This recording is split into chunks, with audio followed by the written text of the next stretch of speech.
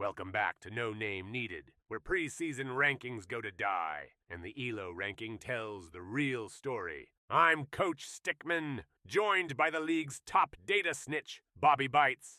Week 9 is in the books, and let me tell you, some of y'all are heating up, and some of y'all are hiding behind slider excuses.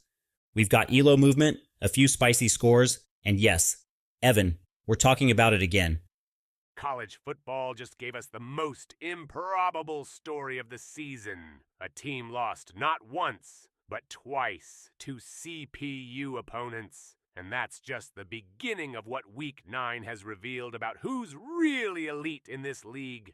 You know what makes this even more fascinating? These weren't just any losses. We're talking about programs that haven't seen a bowl game in years, taking down human-controlled teams. Let's break down these Week 9 highlights because they're absolutely wild.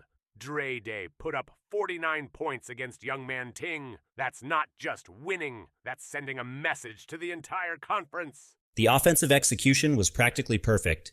And speaking of perfect execution, did you see Mike's systematic dismantling of Massive? That 45-21 score tells only half the story. Mike's performance was like watching a master chess player. Every move was calculated. Every drive had a purpose. And then there's Rio Rancho, quietly building their resume with that 35-17 win over Eric. The thing about Rio Rancho is they're not flashy, but they're incredibly effective. They're like that student who never raises their hand but aces every test. But here's where things get really interesting. Dave just handed Z the Truth a reality check with that 24-21 victory. Z has been walking around like he's got some kind of special Tier 1 membership card, and Dave just declined that transaction. The way Dave managed that game clock in the fourth quarter was absolutely masterful. But can we talk about the biggest plot twist of the season? Ah, you mean Slow V-Tech's return? Now that's what I call must-see TV. This guy ghosted the league before week 0, didn't play a single snap, and now he's back like some prodigal son with unfinished business. The timing couldn't be more dramatic, right when the league hierarchy is getting turned upside down.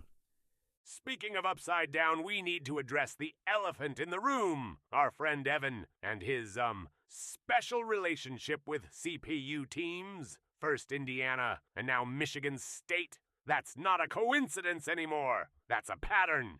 You know what's truly remarkable? These losses don't even count in the official ELO rankings.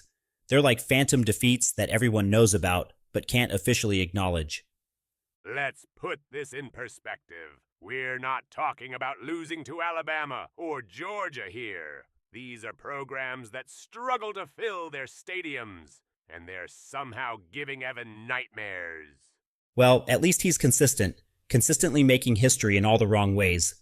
And while all this drama is unfolding on the field, the recruiting trail is heating up. The SEC is doing its usual thing, collecting 5-star recruits like they're Pokemon cards. But the real story is Von Dozier, the top QB prospect in the nation, committing to Penn State.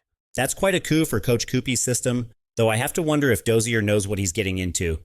Right? Imagine being the nation's top quarterback prospect and finding out you're going to be running triple option plays out of the shotgun. That's like hiring Gordon Ramsay to cook microwave dinners. The transfer portal countdown starts now.